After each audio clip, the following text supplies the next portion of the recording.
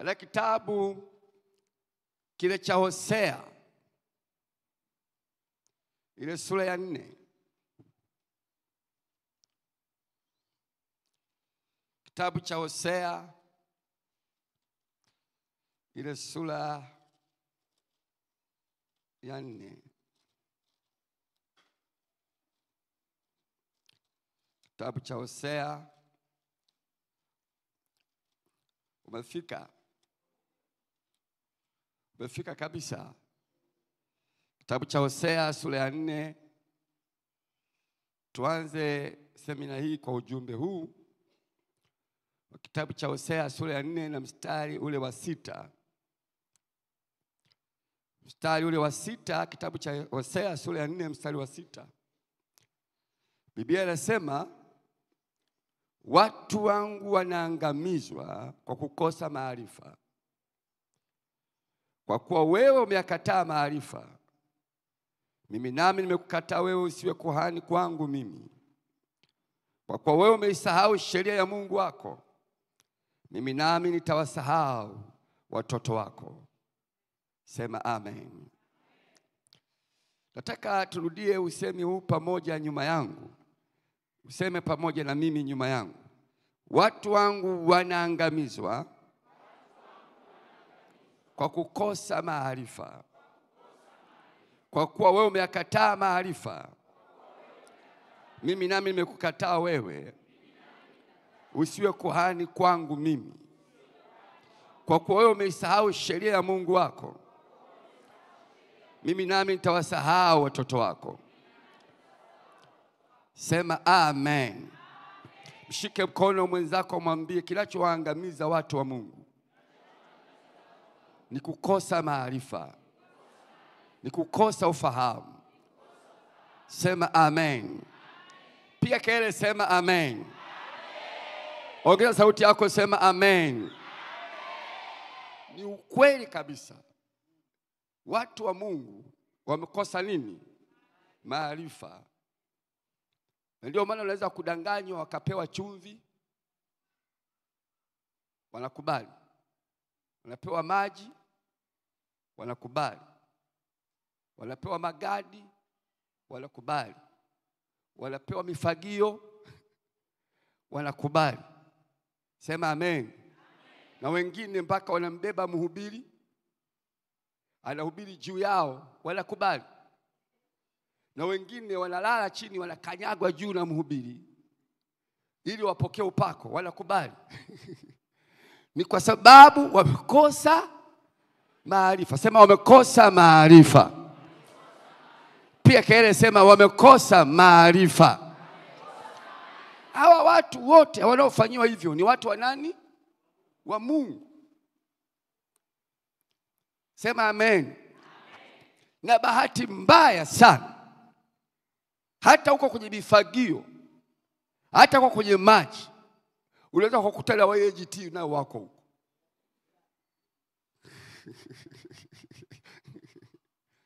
Wameenda kimya kimya. Wameenda. Mwangalie mwenzako, mwambie halo, hujambo?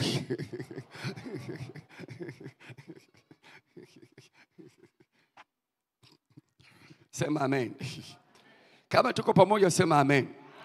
Sasa nataka urudie usema, watu wa Bwana wanaangamia kwa kukosa maarifa. Kwa kukosa maarifa. Kwa hiyo hawa watu wanaozungumzwa na Hosea hapa ni watu hasa wa Mungu. Na ndio maana wiki hii tuko hapa ili tujifunze maarifa ya Mungu. Umesikia amen ya watu wawili? Umesikia amen ya watu wachache? Umesikia amen ya watu watano?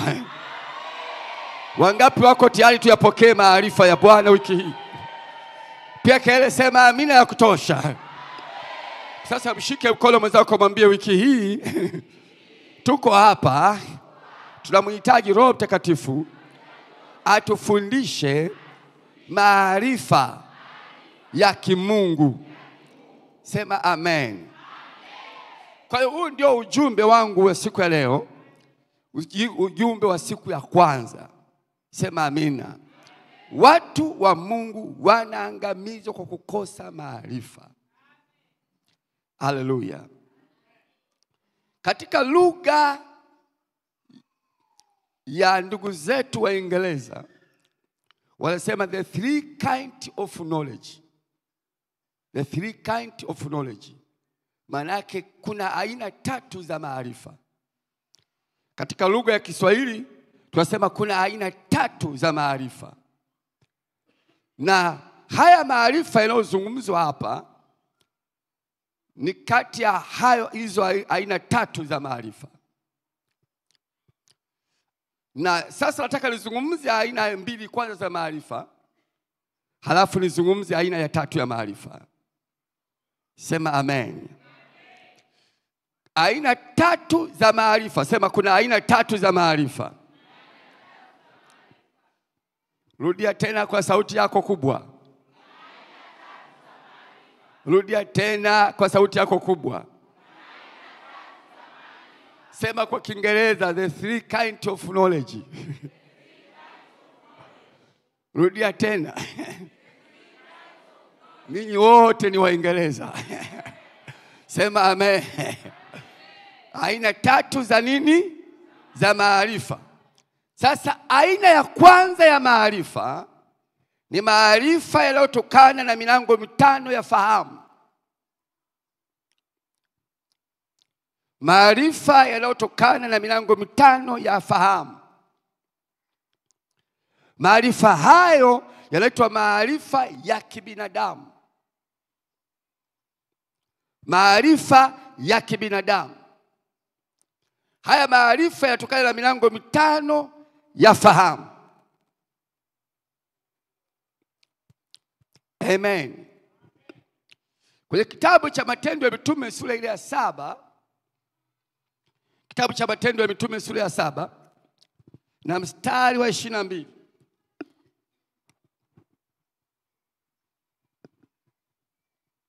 Matendo ya Mitume sura ya 7 mstari wa 22. Biblia inasema Musa akafundishwa hekima yote ya Misri, akawa hodari wa maneno na matendo.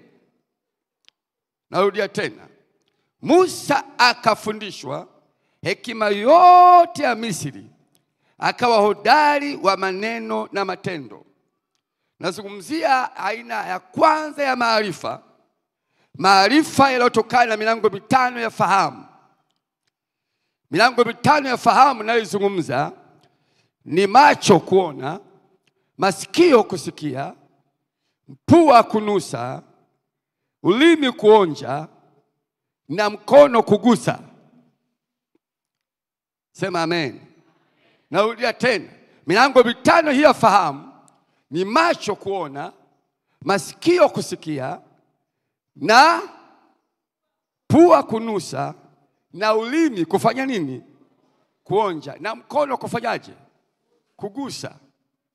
Kupitia milango hii 5 ya fahamu, watu wamezaliwa, halafu wakapelekwa shuleni, wakaanza chekechea, akiwa hana uelewa wowote, yuko 0.0, hajui chochote kinachoendelea.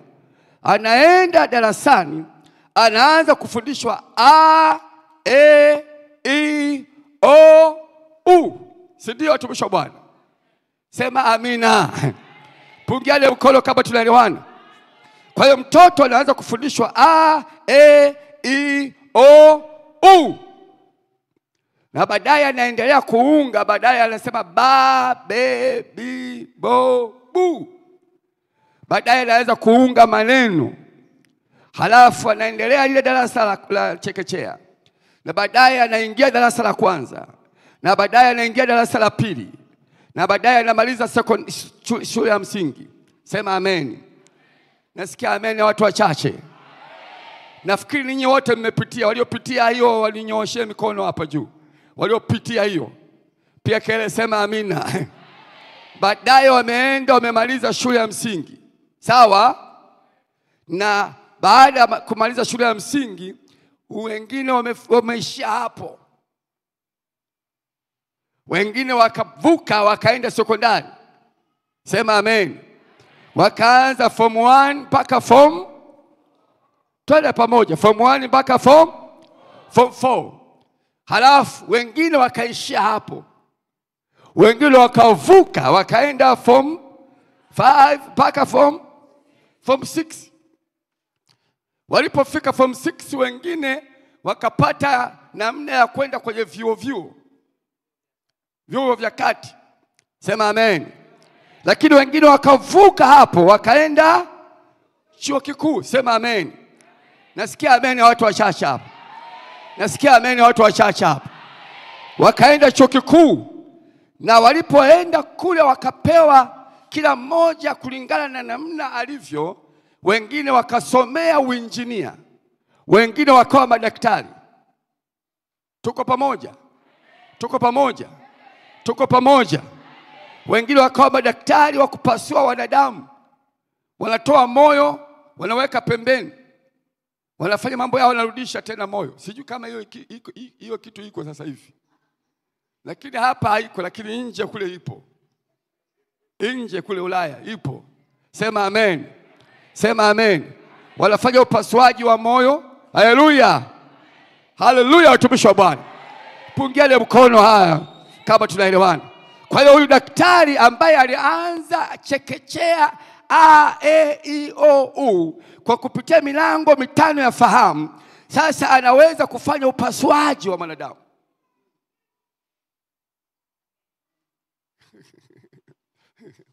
Haleluya. Lakini wengine ni mainjinia. Wengine wamekuwa watu wa kujenga majengo. Wamesomea uinjinia wa kujenga majengo. Wanajenga majengo makubwa, marefu. Nimesikia kule Dubai kuna jengo la gorofa karibu 130 kwenda juu. Kabla ya watu kwenda darasani, walikuwa wanakaa kwenye vichuguu. Nasikia kweli wengine hawaelewi ninachokisema. Sema amen. Kabla watu hawajaenda darasani, walikuwa wanakaa kwenye mapango. Kabla watu hawakwenda darasani, watu walikuwa hawavai nguo hizo, walikuwa wanavaa ngozi. Sema amen. Sema amen. Unapoona watu wanavaa manguo haya, ni kwa sababu ya darasa. Tuko pamoja mpaka hapa? Na kwa sababu hiyo ya madarasa ya elimu ya kibinadamu, leo tunaweza kuona magorofa marefu sana kwenda juu. Pia kelele sema amen. Kwa sababu hiyo ya elimu ya milango 5 ya kibinadamu, leo kuna ndege zinaruka angani. Nasikia amen na watu wachache. Sema amina ya kutosha. Hizi ndege hazikuweko miaka 1700, hazikuweko hizi ndege. Hazikuwepo. Kwa sababu ya kwenda watu darasani, leo tuna simu za mkononi. Mwaka 73 tulikuwa hatuna simu za mkononi. Sema amina. Nasikia amina watu wachache. Yaani mwaka 73 ukipika kona hivi, hamuonani tena na mwenzako. Lakini kwa sababu ya elimu ya darasani, leo halafu sio tu mpaka unamuona kwenye picha. Mnaongea halafu mnacheka, namwambia sasa kula unakula na mayai hapa. Haleluya. Kwa sababu ya elimu. Sema amen. Sema amen. Hebu mshike mkono mwambie kwamba kumbe elimu ya milango 5 ya fahamu imeleta matokeo. Sema imeleta matokeo. Sema imeleta matokeo. Haleluya. Pia kile sema amen. Unanipata hapo sawa sawa? Unanielewa hapo sawa sawa? Lakini kuna aina ya pili ya elimu. Elimu ya aina ya pili inaitwa elimu ya shetani. Elimu ya pepo. Inayotokana na upepo na shetani na majini na nguvu za giza. Sema amina. Nasikia hapo amina chache. Sema amina watumishi wa Bwana. Elimu inayotokana na nguvu za giza. Mtu hajaenda darasani, hajasoma, lakini anakuwa mganga wa kienyeji.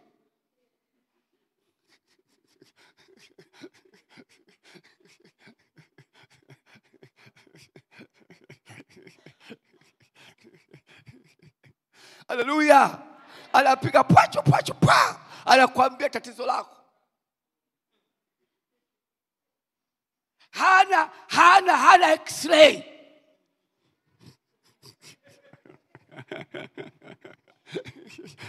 Sema amen. Sema amen. Anakuambia wakati unatoka nyumbani, umeacha nyumbani, watu kadhaa, umerudi, umefika hapa, hana x-ray, hana vipimo vyovyote, lakini ana elimu ya pepo wachafu ambaye anaweza kujua mambo yako. Hata useme ndio au hapana, shauri lako mwenyewe. Sema amina watumishi wa Bwana. Sema amina watumishi wa Bwana. Hajasoma, hajaenda darasani, lakini amefundishwa na nani? Na shetani na pepo.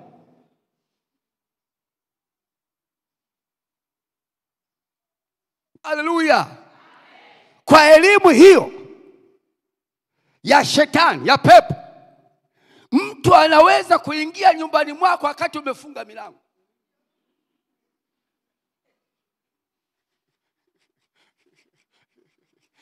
Ni kweli sio kweli? Mbona hapo mnasema taratibu? Ni kweli sio kweli? Haleluya. Anaweza kuingia nyumbani kwako wakati umefunga nini? Milango. Na anaweza kukupiga nusu kaputi, akakulaza, akakutoa ndani ya nyumba, akakupeleka akakulimisha shamba. Asubuhi unaamka unatope miguuni, lakini hujui ulienda saa ngapi shambani. Nasikia wengine hamjayaona haya, lakini sisi tunakwambia kwa sababu tunayafahamu haya. Wangapi wanaamini ya kwamba kuna uchawi? Shusha mkono. Wangapi hawaamini kwamba kuna uchawi? Hata Biblia inasema wazi, inazungumza habari ya wachawi kwamba wapo. Wakina Balaamu walikuwa wachawi. Nasikia ameni ya watu wachache. Sijasikia amina ya kutosha. Sijasikia amina ya kutosha. Haleluya. Lakini kwa nguvu ya kichawi mtu anasafiri kutoka Morogoro anaenda Dar es Salaam, hapandi SGR.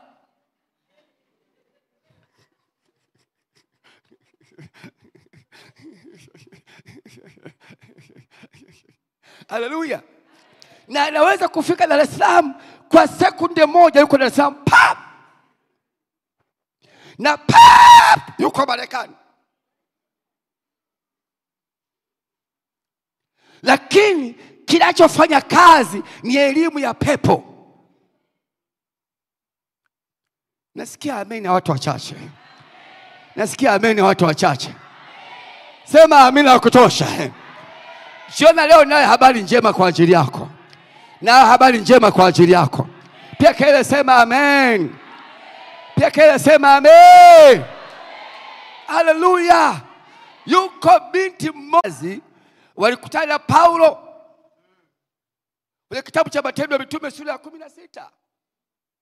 Halafu anapiga kelele sema, hawa watu hawa ni watu wa Mungu wanaohubiri habari njema, wenye kutangaza habari njema. Hawa watu hawa ni watu wa Mungu, ni wenye. Biblia inasema lakini huyu kijakazi alikuwa ana pepo la uaguzi. Sema amen. Anaagua watu.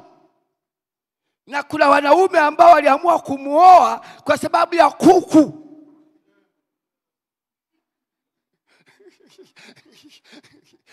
Watu wanaoaguliwa wanaleta kuku. Sasa hawa wanaume waliomuoa wanakula mchuzi. Sijui tuko pamoja mpaka hapo. Pia kile sema amina watumishi wa Bwana. Sasa anaagua watu, wanakuja wana matatizo, anawaambia matatizo yao, anawaagua wanapona, lakini kwa sababu ana pepo la uaguzi. Na ile pepo la uaguzi lina utambuzi wa kufahamu mambo. Na hata sasa hivi ndugu yangu, kuna manabii wengi na wainjilisti wana pepo. Pepo la utambuzi.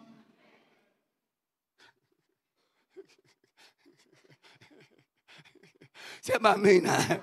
Kama tuko pamoja sema amina watumishi wa Bwana. Na narudia tena kusema wako manabii wengi na mitume wana pepo la utambuzi. Sio Roho Mtakatifu, ni pepo la utambuzi. Wanalo ndani yao, wanatambua mambo yako. Ukimwona nabii ni mlevi, nabii ana mke wa pili, nabii ana matatizo ya kiroho, halafu anatambua watu, unajua ana pepo.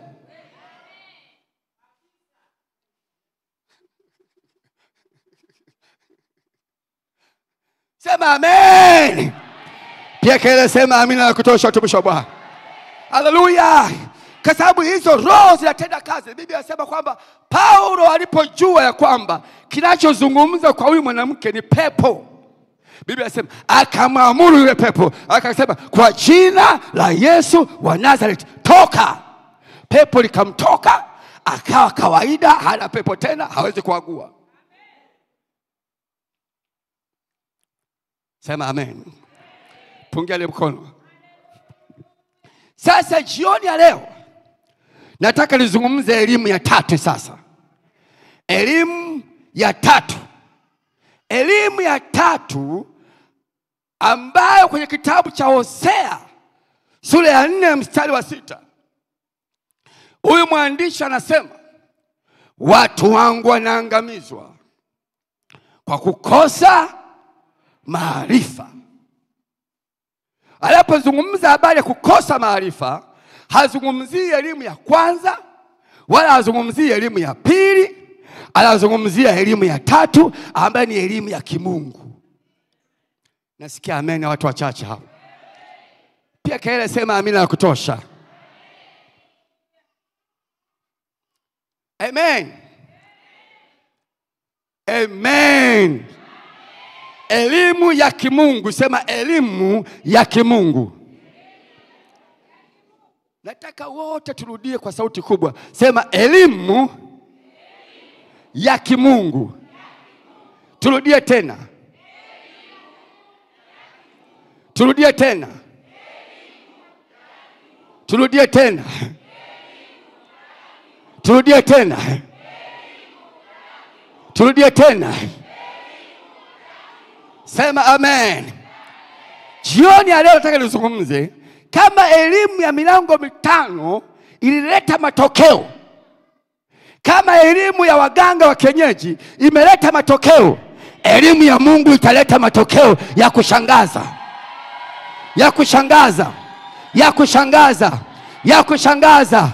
Ya kushangaza. Ya kushangaza. Ya kushangaza. Ya kushangaza. Ya kushangaza. Ya kushangaza. Ya kushangaza. Sema amen. Kwa sababu elimu ya Mungu iko juu ya elimu zingine zote. Iko juu ya elimu ya wachawi. Iko juu ya elimu ya watu wa kawaida. Iko juu ya elimu ya aina yoyote. Nasikia amen na watu wachache hapa. Pia kile sema amen.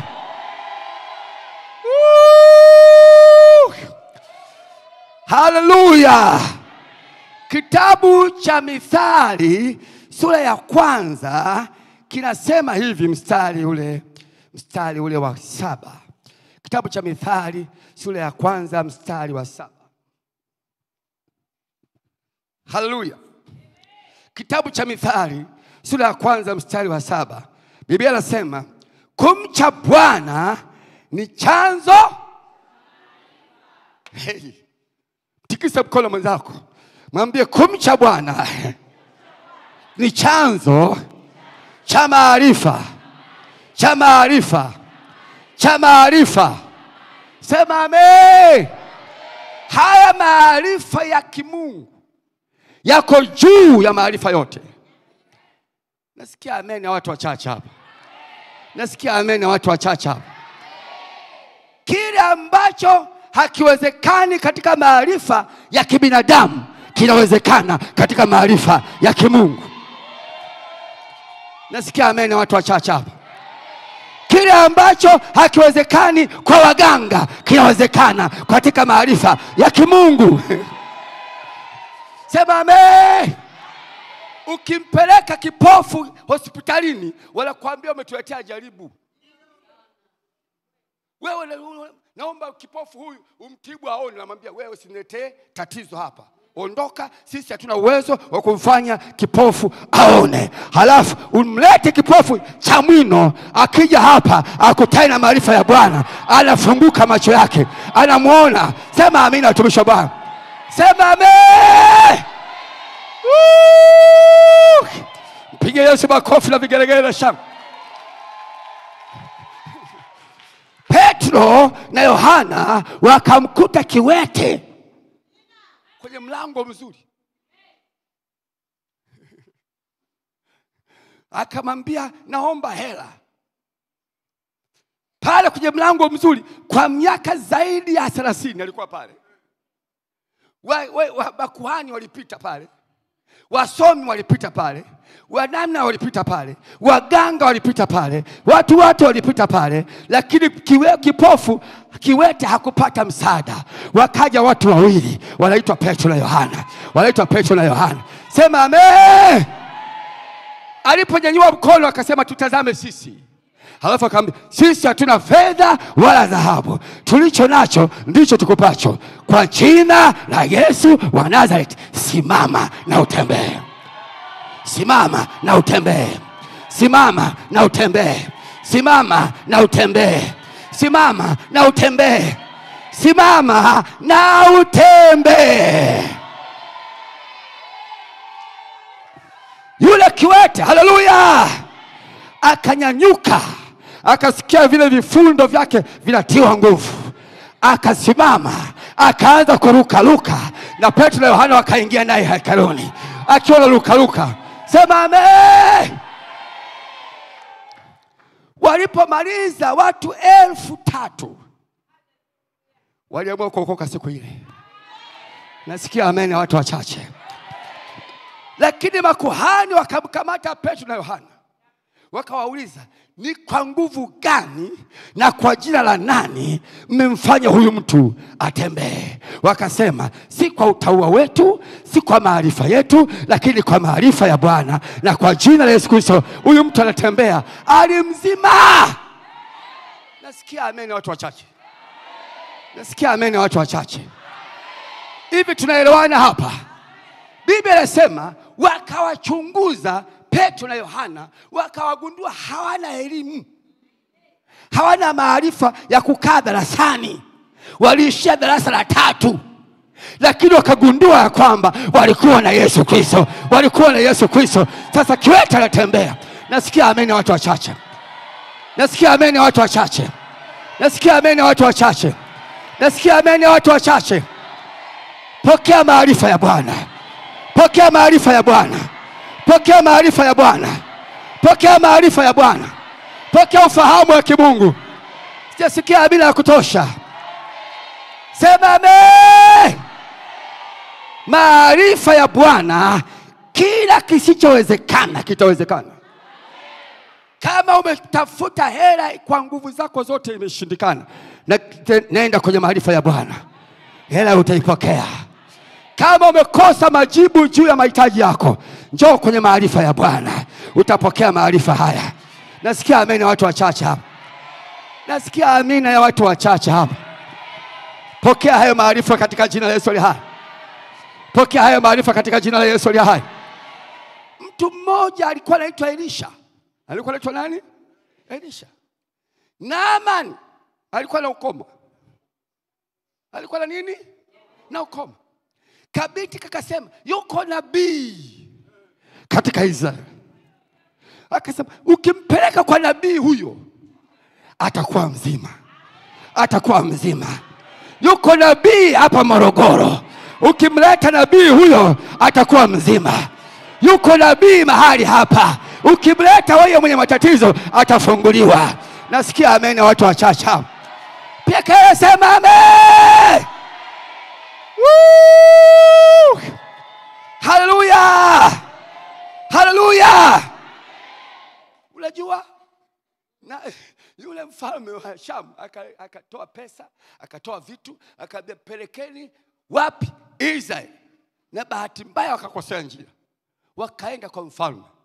Na waraka anasema na mfalme wa Shamu ameagiza kwamba huyu Naamani jemadari wangu wa jeshi nataka umponye.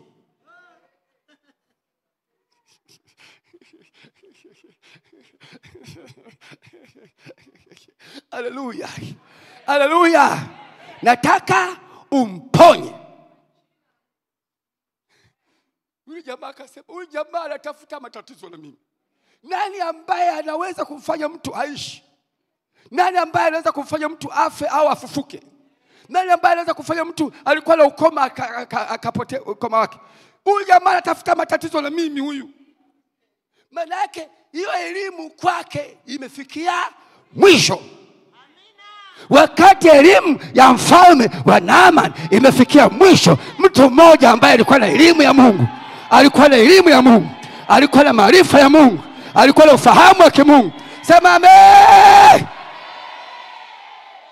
akasema mleteni kwangu, mleteni kwangu na apate kujua ya kwamba yuko nabii katika Israeli. Sijasikia amina ya kutosha.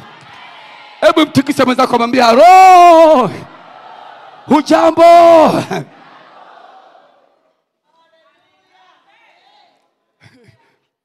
Sema amina ya kutosha. Wiki hii kuanzia kesho tutajifunza elimu ya maarifa ya Mungu. Utajifunza ufahamu wa kimungu. Utajifunza maarifa ya kimungu. Na kueleza wazi kabisa. Na kueleza wazi kabisa. Kama kuna kipofu alete kipofu ataona hapa. Kama kuna kiwete alete kiwete atatembea hapa. Kama kuna kiziwi kama mimi nilivyokuwa kiziwi alete kiziwi atasikia hapa. Kama kuna mtu asiyezaa aletwe hapa atazaa sawa sawa.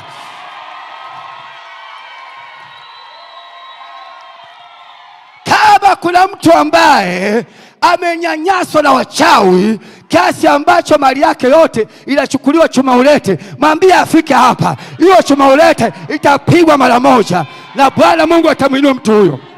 Nasikia amen watu wachache hapa. Sema amina ya kutosha. Sema amen. Hatuzungumzi tu habari ya Mungu. Biblia inasema mtakeni Bwana na nguvu zake. Sema amen. Mshike mkono mwambie mtake Bwana na nguvu zake. Sio Bwana peke yake. Na maandiko yanasema siku za mwisho watu watakuwa wanamkiri Bwana lakini wakikaa na nguvu zake. Muulize mwenzako unakaa na nguvu za Mungu au unaziamini nguvu za Mungu?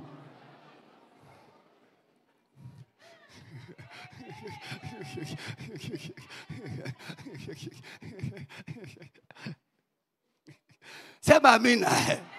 Kama tuko pamoja sema amina ya kutosha. Hatukuja hapa tuhubiri maneno matupu. Hatukuja kuzungumza habari ya Yesu wa zamani.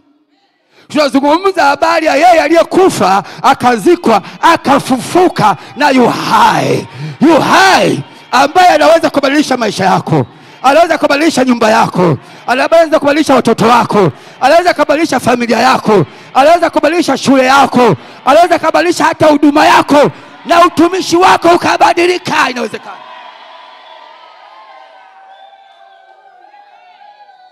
Inawezekana.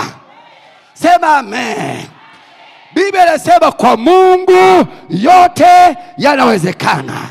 Halakini hafa la geuka pale pia sema na kwa imani yote yanawezekana. Ukiamini inawezekana. Nasikia amen watu wachache hapa. Pia kile sema amen. Woo! Pigie Yesu makofi na vigegele shangwe.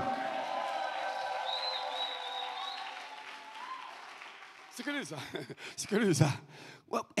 mtu ambaye alipata elimu kutoka kwa Mungu anaitwa Musa. Halafu akakutana na waliopata elimu kutoka kwa wachawi. Wale wachawi wa Misri. Sema amen. Vikaanza vita. Mwenye elimu ya Mungu na mwenye elimu ya kutoka kwa shetani wamekutana uso kwa uso. Haleluya. Wenye elimu ya Mungu anaitwa Musa, na waganga nao wana elimu kutoka kwa shetani, uso kwa uso. Mwanzo tu wanaanza. Wanaanza tu. Sema amen. Biblia inasema Musa akapiga, akarusha fimbo chini. Farao akauliza, "Je, ninyi vipi iko hiyo kwenye ufalme wenu iko?" Akasema, iko." Akasema, "Haya, jaribuni." Biblia inasema wale waganga walikuwa na fimbo kama alikuwa nayo Musa. Maana ile fimbo ya Musa ilikuwa fimbo ya kutembelea. Hata alipokutana na Mungu kule mlimani alikuwa na ile fimbo. Haleluya. Halafu ile fimbo ikafanyika muujiza. Sema amen. Kwa hiyo alikuwa anatembelea Musa ile fimbo. Sema amen. Alipokuja akaitupa chini mbele ya Farao. Ikawa nini?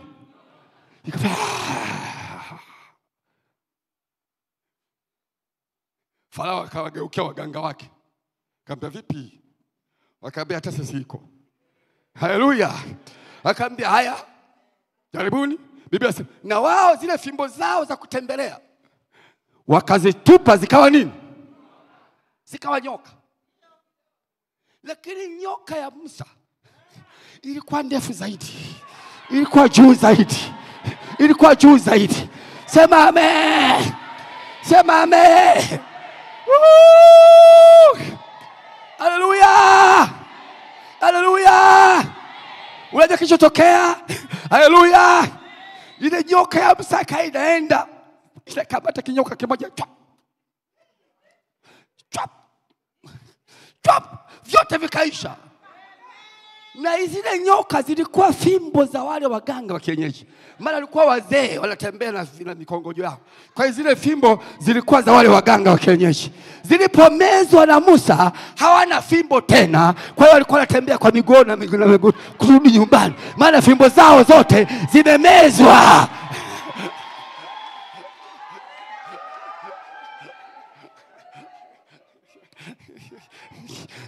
Nimemleta kwenu mwenye fimbo ya Musa.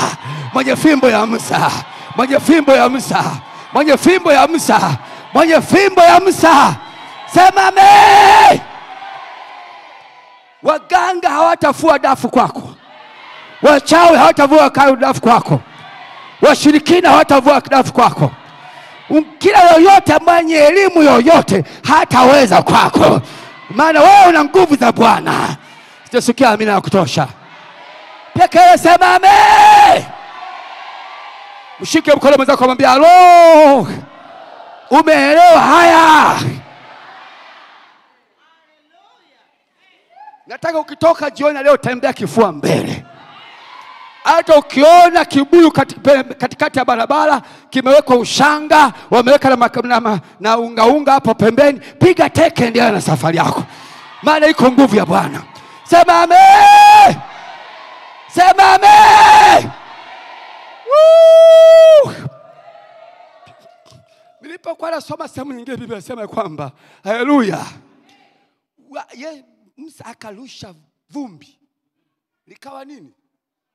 Chawa. Halafu Farao akamuuliza, "Vipi hii kwenu?" Wakasema, "Hii kwa kweli kwetu haipo."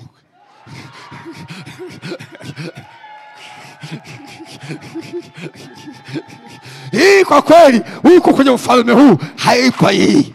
Hii haipo. Biblia inasema waliporushiwa yale mavumbi, wa Misri wote wakawa na chawa, na waganga na wao wakawa na chawa. Unakawa na chawa. Sema amen. Pokea maarifa ya Bwana. Pokea maarifa ya Bwana. Pokea maarifa ya Bwana. Pokea ufahamu wa Bwana. Pokea maarifa ya Bwana.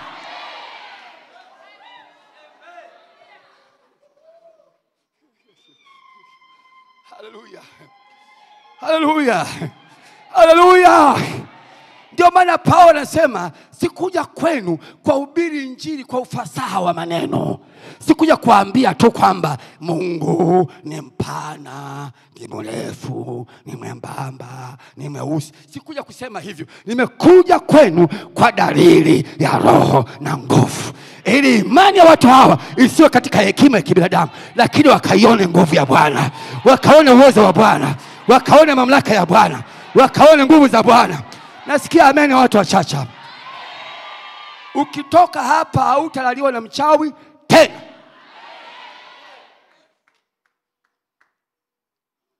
Ukitoka hapa waganga wa kienyeji watahama maeneo yako.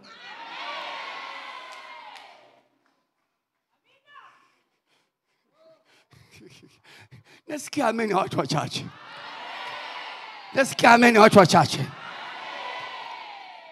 Nasema kupata elimu ya chuo kikuu kama wewe ni mzee ulishara 4 umeshachelewa. Elimu ya kibinadamu inataka vijana. Kama una miaka kama ya kwangu au ya mzee huyu, ameshachelewa kusoma hiyo elimu. Sawa mzee? Yaani sasa hivi kuambia uende chuo kikuu itawezekana? Kwanza ukifika tu anaanza kushangaa. Wewe mzee, hebu ondoka hapa. Lakini Biblia inasema kumcha Bwana, kumwabudu Bwana, kumuita Bwana ni chanzo cha maarifa, ni chanzo cha maarifa. Haijalishi ulishara 3, ulishara 2, ulisoma kwenye mti, lakini ukianza kumcha Bwana, elimu ya maarifa inaanza, elimu ya Mungu inaanza kwako, nguvu ya Bwana inaanza kwako. Nasikia amen watu wachache hapa. Pokea maarifa hayo. Pokea maarifa hayo. Pokea maarifa hayo. Pokea maarifa hayo.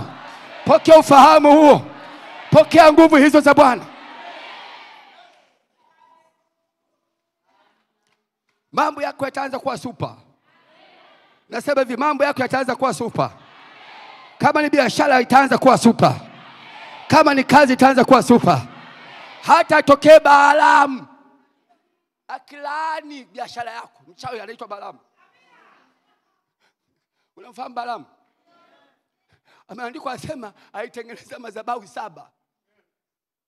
Akachinja na ng'ombe 7, na mbuzi 7, na kondoo 7, sijui na njiwa 7. Akajenga madhabahu 7 ili walaani wana wa Israeli. Akapandisha ile mapepo yake wakati ameshatoa sadaka. Wakati anapandisha ile mapepo akashangaa, yanasema nani kama Israeli? Nani kama Israeli? Nani kama Israeli? Nani kama Israeli? Mapepo ya mchawi yakaanza kusema hakuna uchawi kwa Yakobo, hakuna uganga kwa Israeli. Hakuna uchawi kwa Yakobo, hakuna uganga kwa Israeli. Hakuna uchawi kwa Yakobo, hakuna uganga kwa Israeli. Hakuna uchawi kwa Yakobo, hakuna uganga kwa Israeli.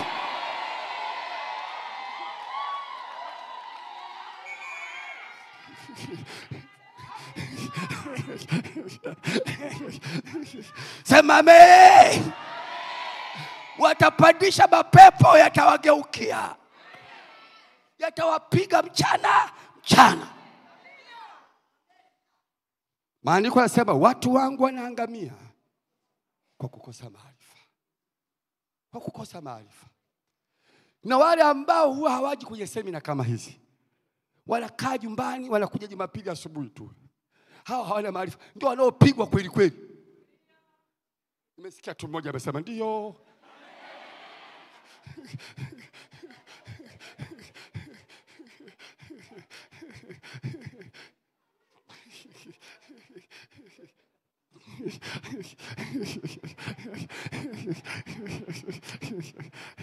Sema amina ya kutosha. Nataka nirudie hiyo tena. Sema amen. Wale ambao hawaji kwenye semina, wanakuja Jumapili tu asubuhi, jioni wanaangalia video, au ndio wanapigwa mapema, wanatandikwa mapema. Sema amen.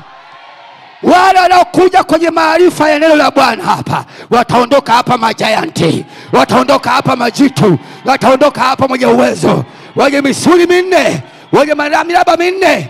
Neema ya Bwana itakuwa juu yako. Mapepo yatakaribia maishani mwako. Nasikia amen ya watu wachache.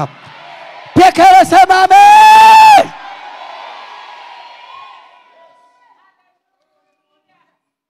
Natangaza Bwana atakwenda kukuinua wiki hii. Bwana atabariki maisha yako wiki hii. Bwana atainua maisha yako wiki hii. Kila mlango uliofungwa utakwenda kufunguliwa. Kila kufuli iliyowekwa vilo litavunjwa vipande vipande. Na Bwana atafanya kazi pamoja na wewe. Kama unalikubali hayo, mimi sema amina. Mshike mkono mwenzako, mwambie roho, tunaye Mungu aliye mkuu sana, mwenye elimu ya hali ya juu, mwenye msomi wa wasomi, msomi wa wasomi. Sema amen. Mshike mkono mwambie mwenye nguvu zote, mwenye utajiri wote. Haleluya. Fedha ni ya kwake, mali ni ya kwake, afya ni ya kwake, uzima ni wa kwake, nguvu ni za kwake. Sema amen. Na Bwana akasema hapa, nitakupa akili katika mambo yote.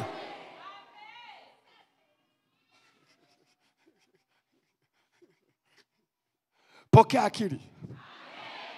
Pokea ufahamu wa kimungu. Pokea maarifa hayo ya Bwana. Pokea kuelewa kwako. Hata kama unasoma shule utapewa akili. Utakuwa wa kwanza kwa jina la Yesu. Hata kama unafanya biashara, Mungu atakupa akili ya biashara. Hata kama unafanya kazi, Mungu atakupa akili ya kazi. Hata kama ni kiongozi, Mungu atakupa akili ya kutawala. Mungu atakupa akili katika mambo yako yote. Hata kama ni kwenye familia, Mungu atakupa akili ya kuongoza familia yako. Nasikia amen watu wachache. Pokea ufahamu wa kibwana. Pokea elimu ya Mungu. Pokea maarifa ya Bwana. Pokea ufahamu wa Bwana. Pia kile sema amen. Sema napokea akili za Bwana. Kuanzia sasa sitakuwa yule wa jana. Yale yaliyokuwa yanashindikana kwangu, kuanzia sasa yanawezekana.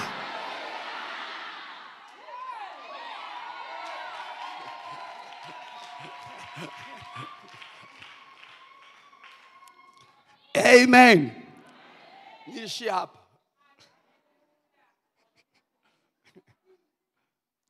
Kesho tutaanza. Nitaka nikuonyeshe tu kwamba kuna umuhimu sana wa kujifunza. Na mimi nimekuwa mmoja wa wadau wa kujifunza. Kama wewe ni mwalimu, ukipoteza kujifunza utaacha kuwa mwalimu. Ili uendelee kuwa mwalimu, utaendelea kujifunza zaidi. Nasikia amen na watu wachache. Sema amina ya kutosha. Ninaamini wiki hii Mungu atafanya maajabu. Ninaamini wiki hii Mungu ataponya wagonjwa. Ninaamini wiki hii Mungu atafanya vitu visivyowezekana vikawezekana. Na nimemwambia Mungu, siwezi nikaenda Morogoro. Ndugu yangu amekuwa akiniomba sana kuja. Na amekuwa akinisisitiza sana kuja.